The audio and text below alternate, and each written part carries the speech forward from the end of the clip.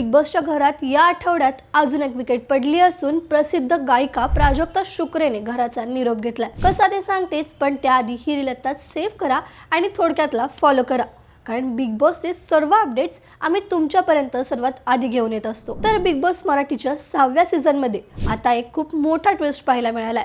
या 9व्या आठवड्यात सर्वांची लाडकी गायिका प्राजक्ता शुक्रे घराबाहेर पडली आहे. सुरुवातीपासूनच आपल्या गोड गळ्याने आणि शांत स्वभावाने तिने प्रेक्षकांची मनं जिंकली होती.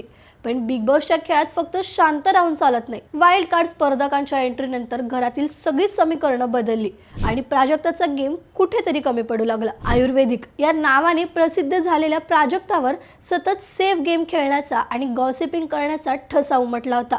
रितेश देशमुखनेही वारंवार तिला तिचा गेम सुधारण्यास सांगितलं, पण शेवटी कमी मतांमुळे तिला घराबाहेर पडावं लागलं. तिच्या जाण्याने सागर कारंडेला सर्वात मोठा धक्का बसला असून तो खूपच भावुक झाला होता.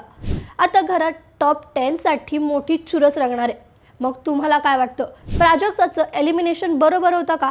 कमेंट्समध्ये हो किंवा नाही सांगा आणि थोडक्यातला फॉलो करायला विसरू नका. बातमी म्हणजे थोडक्यात.